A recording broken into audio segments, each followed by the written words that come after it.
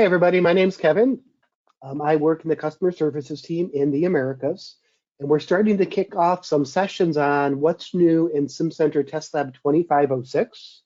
And I'm going to cover one of the topics from structural dynamics today, and that's on SimCenter Test Lab Neo, which is an AI or artificial intelligence assisted modal analysis. So we'll get started. And what I'm going to do is I'm going to cover a couple slides, do a demonstration, and I'll come back to the slides and explain a few more things. But as part of the SimCenter Test Lab Neo structures family for 2506, we now have geometry, so we can import geometry and create geometries.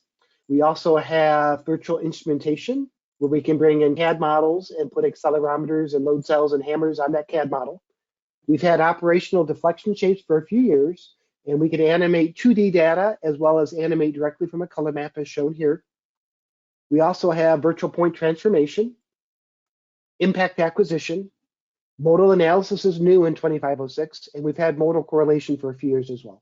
So that's bringing in finite element models and test data and doing the correlation between the two. So what's new here is modal analysis in Neo. And here's an example of the dashboard concept. With Neo, we're going to have a modal dashboard. We're going to have a single view here where we can see the list of modes, the automap of the modes, the stabilization diagram showing the summation of the FRFs, individual FRFs, and maybe the synthesized sum of the FRFs as well as the synthesized FRFs in the top right, as well as the mode shapes that are going to be animating. So within a single dashboard, we have almost everything we need to validate the frequency damping values and mode shapes to make sure they're clean. Why did we go to Neo? One of the challenges we had in modal analysis is how to interpret the stabilization diagram. If you look at the time MDOF stabilization diagram, it could have a lot of extraneous poles here. This is from Polymax, so it's really, really nice, clean stabilization diagram, but we still have some confusion. So if I look at the first peak here, do I have one mode? Do I have two modes? Do I have four modes? So we need to figure out these poles, are they physical or are they numerical poles? Do we have noise on the FRF measurements? Do we have multiple peaks? Do we have repeated roots? And which model order? So on the right side here, we have the model order. This is the polynomial size. Which model order should I select? So these are some confusion or some difficulties we have in modal analysis. Another one is if I want to refine my selection, you may have to go between different worksheets in Test Lab Classic. So we have one worksheet for selecting the poles, one for calculating the shapes, one for comparing the synthesized results, and one for maybe doing a MAC, or maybe an AutoMac, or maybe looking at mode complexity. So I wanted to come up with a quick tool to run a what-if analysis. That was lacking inside the Classic Test Lab. So we decided to come out with this new next generation AI-assisted modal analysis with automatic mode selection via this modal dashboard. Some of the challenges, we had some lengthy iterations to find the optimal results for a modal analysis. Result variability depending on who did the study. So we have novice users, intermediate level users, and advanced users, and they might all get different results. So we decided to come up with a solution that has an interactive dashboard style-based modal analysis, as well as AI-assisted automatic modal parameter selection. In Classic, we also had automatic modal parameter selection, or AMPS, and that was based on logic that we built around expert users. If I were to look at a stabilization diagram, I look to see if the pole stabilized, and I tended to pick the second or third S from the bottom. And if you studied enough people that did that, you could put some logic around that and develop. And that's what the first initial AMPS was. And in Neo, it's going to be a lot smarter than that because it's based on AI.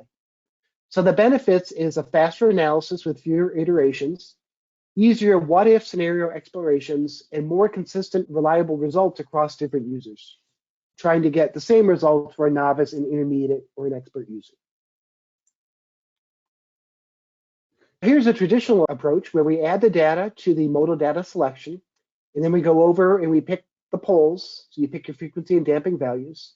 Then we calculate the shapes, we compare the results, and we validate the results. Here with the new AI assisted, hopefully we're seeing everything we need right on this one dashboard. And it also has some logic put in, so we're going to try to only retain physical poles rather than mathematical poles. Steps are integrated into a single dashboard view. is using this machine learning, this D-band scan clustering, and that's going to be used in order to identify the poles and then try to clean up the poles as well. And then we're applying some expert-based rules to verify and filter out non-physical poles. And after I do the demonstration, I'll come back to this slide and I'll talk about a little bit more on how we do this behind the scenes. Here's an example where we're trying to improve solver performance with multi-threading. Computers are a lot smarter than they were 10, 15, 20 years ago, and most of them have multiple cores, and we can apply multi-threading across those different cores. And we've done that a lot more efficiently in Neo than we did in Classic. And this is true in both Time, MDOF, as well as the Polymax. So here's an example where we had a maximum order model of 300 and a maximum order model of 500. And in Classic, that's solved in 14 seconds or 73 seconds. So for the maximum model order of 500, it took over a minute in Classic. And we can do the same calculations in Neo in 11 seconds. And with the 300 model size, we can do it in 3 seconds instead of 14. So it's a lot faster from triggering the calculation of the stabilization diagram to pick the poles. But basically, it's much, much faster, and we can get to the mode shapes animating much, much faster inside Neo than we could in Classic. So we're hoping that Neo reduces the iteration time by at least 50%. So not only does it have a faster calculation time due to the multi-threading, but we can also reduce iteration time quite a bit as well. Classic's on the right side and Neo's on the left side. And now I've already got the mode shapes calculated.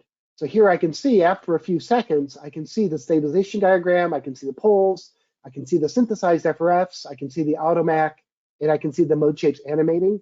And we're still getting started on the right side inside Classic. So Neo is going to be much, much faster using this dashboard concept. So let's jump in. So let me do a demo, and then I'll come back into these slides. So if I switch over to Test Lab, so here we have a brake rotor project, and we've been using this in the training program for a number of years. So I'm going to use that here just so that we have a lot of history with it in Classic modal analysis. I'm going to show the same thing in Neo. So we can see here I've got 48 nodes on my geometry, and I can look at my pivot table here, and I'm going to add the FRFs to the input basket, and I have 48 FRFs available to me. And I'm going to add my coherence to the input basket as well. And you don't need to add the coherences, but I'm going to show you that if you have it, it's nice to use it. So I have a 96, oops, I didn't grab all the FRFs. I have 48 FRFs across 4 references, so I have 192 total. So I'm going to put those 192 FRFs in the input basket, and I'm going to put 192 coherences in the input basket as well. And if I go to the modal task, there's 2 steps, FRF validate and modal dashboard. You can skip the FRF validate if you want, but if you have it available to you, it might be nice to look at it. Okay, so this is what the FRF heat map looks like. So I can see the references here as my columns, and I can see my responses as rows. And if I move my cursor around, I can look at these individual FRFs. And what it's showing you here is the RMS across the frequency range I have selected. So I can pick a different frequency range here. I've got data to 8192, so I have really, within the span, I probably have good FRF data to about 6400 hertz or so. So I can look here and decide if I want to keep all these references or if I want to discard different responses. And if you want, I could get rid of a reference by just turning that off. And I can get rid of a response by turning off one of those, for example. And I can do that for the FRFs. I can do that for the coherences. Here we're showing you the average coherence as the color between the frequency range of interest. So I can change that, for example, and then you can see different coherences. Some of these are pretty low, and I can go and look at that. I can see where it's low, and maybe I'd want to go and retake that FRF or try to figure out why that coherence is low. We can also look at the phase here. So this is looking at the phase of the driving points. So if you have a driving point, the imaginary should always move in the same direction. So if you look at the imaginary, everything should move away from 0 or negative. So it's always positive or always negative. So this is a way to check if your driving points are actually good driving points. This driving point phase map can be used. And you can see here, we're looking phase around 0, and we can see where it's positive and where it's see where it's negative. And you could use this again to figure out if you've got to take a driving point, or maybe your driving point's not really a driving point. Maybe it was a couple of inches away rather than hitting real close to the accelerometer. If you want, you could skip this step, and then we could go over to the modal dashboard. Now, first thing we're going to do is on the left upper corner, you pick, do I want to use the data from the input basket or FRF validate? If you don't want to use FRF validate at all, and you're already happy with your FRFs, just go add them to the input basket, come straight to modal dashboard and pick input basket. If you want to use FRF validate to make sure they're okay, I could use that. And now if I come over here and if I skip a reference, so I'm going to get rid of that third reference at disk 36, go back to modal dashboard, and now it's just using those 3 references. And then I can still turn off references or responses here if I want, but that's if you want to use the data in the input basket or if you want to use it from FRF validate. Up to you. And then we can choose our cursors over here. So I'm going to start my study below 1,000 Hertz, and maybe I'm going to go over to about 6,400 Hertz. And then see, I have switch turned on already. So here I'm going to rotate the table because I have 4 stationary accelerometers, and I impacted at 48 points. So if I don't switch the table, it's going to think it's 4 accelerometers with 48 references, and only 4 points are going to move. So if I turn switch off, you're going to see you get an error down here in the state history. There are more references than responses. Toggle the switch option in ribbon. Okay. You can also see that it didn't build up this FRF, so I don't see any FRFs in this middle panel either. So I'm going to switch back on. So now I can see that I've got the FRF here. This is the sum FRF, and I can see that I can see the bandwidth I'm going to study. To the right, I can load from processing. I'm not going to talk about that now. I'll do that later. Then I can switch between time and Polymax. So if I go to File Add-ins, I have modal analysis turned on, which is 77 tokens, which is the same from Classic. And I have Polymax turned on, which is 26 tokens, which is the same from Classic. I can calculate real or complex modes. I can force the modes to be reciprocal. So the left side has to move exactly like the right side. Okay, so I can force that as well. I can turn on the lower residuals. I can turn on the upper residuals. I can set my scaling method if you want know the scaling method ahead of time you want. And under advanced settings, I can tell it that I want to use input data. Maybe I want to consider synthesized FRFs rather than measured FRFs. Maybe I want system FRFs. So this would be the output voltage of the amplifier rather than the measured force, for example. I can include state space.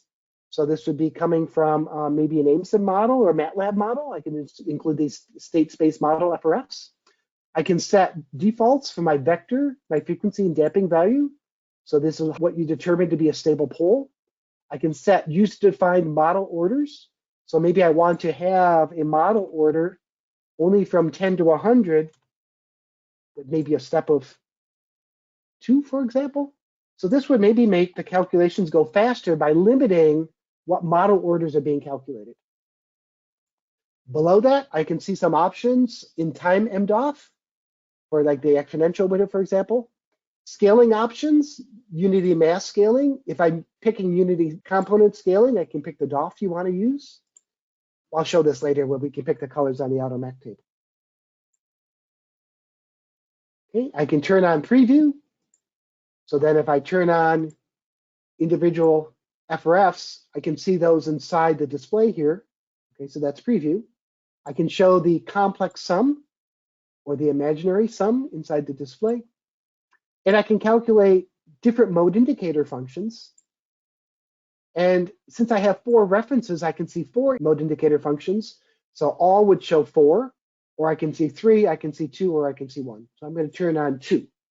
So there I have my imaginary sum FRF in the display, the individually selected FRFs using preview, as well as mode indicator function 1 and mode indicator function 2. Okay, so now what I'm going to do now is I'm all right. Down and below, I can see the start. That is a blue cursor, 915 Hertz. I can see the end for the processing set. This is wherever this blue cursor is. So 6,425 Hertz. I'm going to start with a maximum order and change this back to the default. And automatic mode selection is turned on. So this is a license that took 8 tokens in Classic, and now it's included. So you don't have to turn it on. There's no extra license. If you want to include it, you just make sure it's turned on. And then I go ahead and hit run from the state control. It's going to go ahead, calculate the stabilization diagram, pick the poles because automatic mode selection is turned on. So the synthesized FRF, show the automac, and start animating mode 1. So bang, I'm done. Okay, if I wanted to animate different modes, I can go ahead and step through the table here. I can animate different modes. I can see the pole being selected in the stabilization diagram. I also see the cursor moving through the synthesized FRF display. If I want, I can pick a different response here. So these are my different inputs because I had a roving hammer test. I can also pick different references here, which are my response locations since I have a roving hammer test. So you can step through those.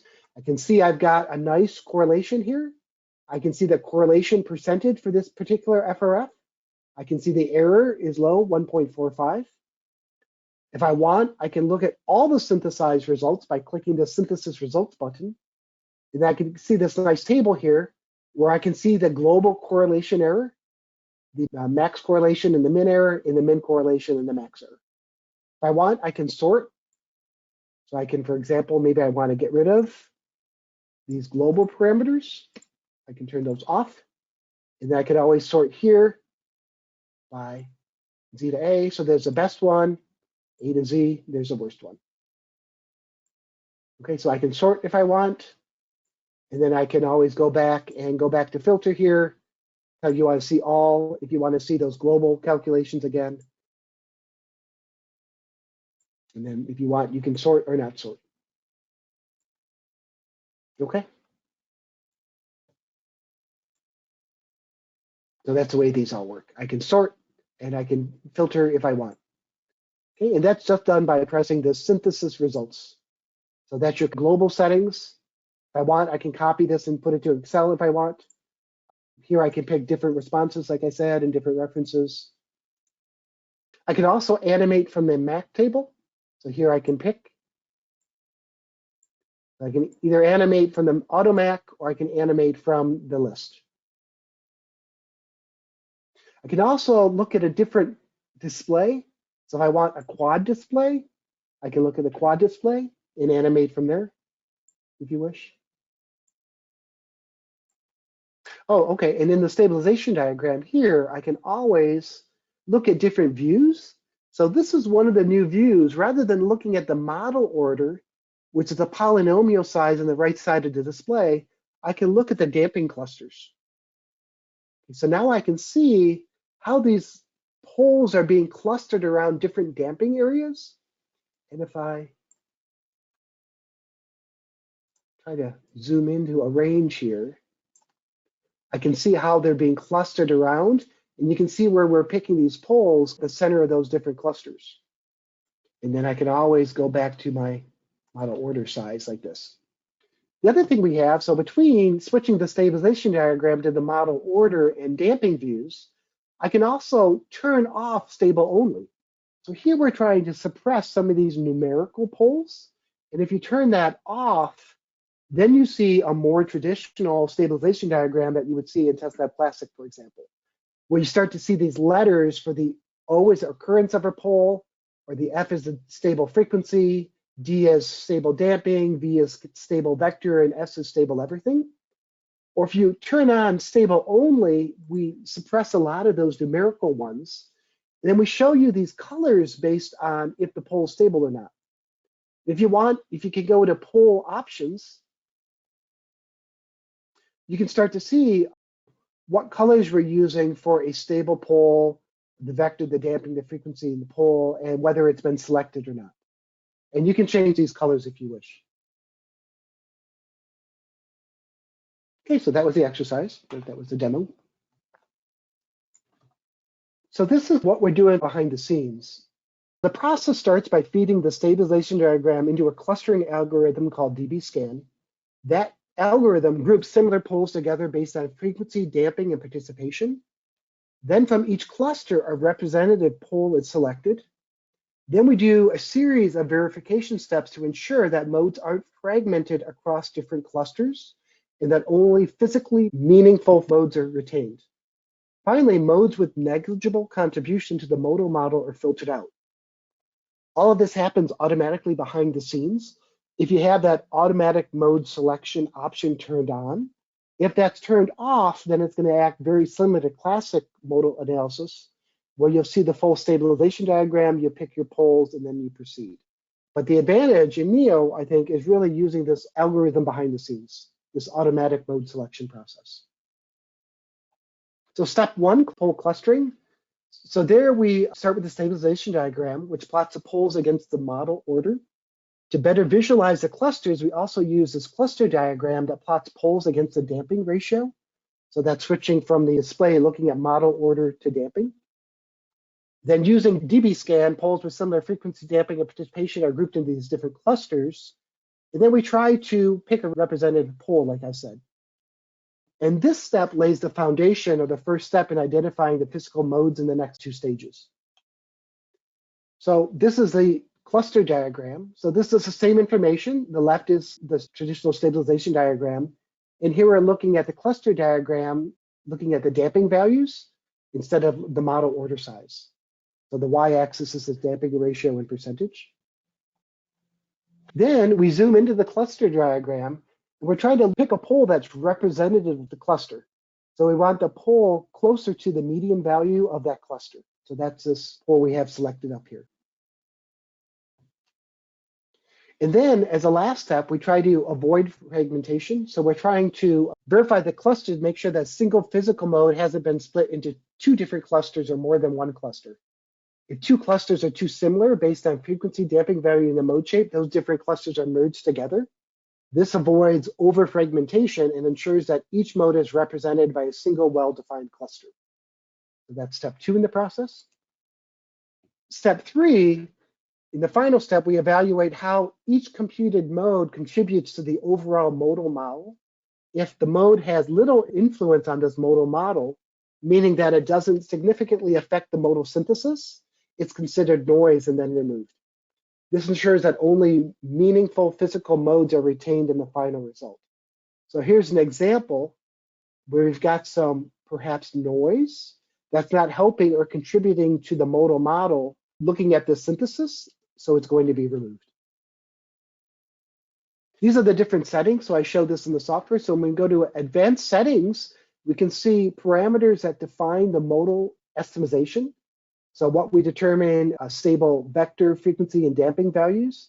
We can also define the model order range if you want a specific model order calculation over a start stop and delta. We can also turn on the lower residuals and the upper residuals. We can calculate complex or real modes, and we can enforce reciprocity as well by turning on reciprocal. In phase two, we can also adjust the pole selection, residues, reciprocity, and scaling. And then here we can turn on some scaling options. If you pick unity component scaling, you need to tell us which degree of freedom you want to use for that scaling. So you would use this pull down to pick one of your existing degrees of freedom. So this allows you to fine tune the modal model after the initial pole selection. Note that these settings are saved in the project and they're also saved in a template. So this is something that TestLab Classic couldn't do. So if you know you want a particular way to calculate the modal model, if you know you want particular defaults for vector frequency and damping, if you know you want complex versus real modes, if you know you want to enforce reciprocity, if you know what type of scaling you want to use ahead of time, this can be all saved in a project template. So every time you do modal analysis, you open that template and all of your future modal analysis are done exactly the same way with the same settings and the same scaling. You can also overwrite the blank project template. So every project you open from that blank project template would have these same settings available to you. I had a couple of customers that wanted to make sure that all of the modal analysis are done exactly the same way. This is a way to force that by creating a template and having everybody use that template for doing the modal analysis. In Classic, the model order definition depended on the number of references. So you would see in some examples, so here we have an example with 5 references, you can see the model order does not pick every single number. Some of them are skipped. So here I don't see a model order for 373, 374, for example. With NEO, we're going to have every single model order available to us. So it's independent on the number of references. One line per model order in the stabilization diagram. And then there's a way to calculate how the model order in NEO is calculated based on the classic model order and the number of references. So you can calculate the difference between the two with this calculation here.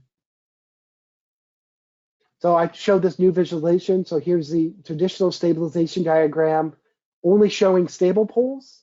And here is the damping display. So rather than model order on the y-axis, we're seeing damping percentage on the y-axis. You can also calculate the synthesized sum. Okay, so here we're seeing the individual FRFs if previews turned on. We're showing you the FRF sum, which is the weighted average of all the FRFs, as well as the synthesized sum. So this is a way to visually assess the quality of the mode fit directly on the stabilization diagram. Identify frequency regions where the fit might need to be improved. So maybe in this region here where there's some differences. And it's an optional step. It requires a full FRF synthesis. So if you've got a lot of modes and a lot of FRFs, the synthesized sum could take some time to calculate. This is a small data set, 192 FRFs, so it wasn't that long to calculate. But if you've got a couple thousand FRFs, you may have to wait for this synthesized sum to be calculated and shown inside the stabilization diagram. So here, if you wanted to improve calculation time, rather than calculating a model size from 1 to 150, I could also tell it to start from, maybe I wanted to start at 50 rather than 1, and maybe I wanted to have a step of every 2 model size. I could turn this on and set a reduced range in order to have fewer calculations. So this would help with computation time.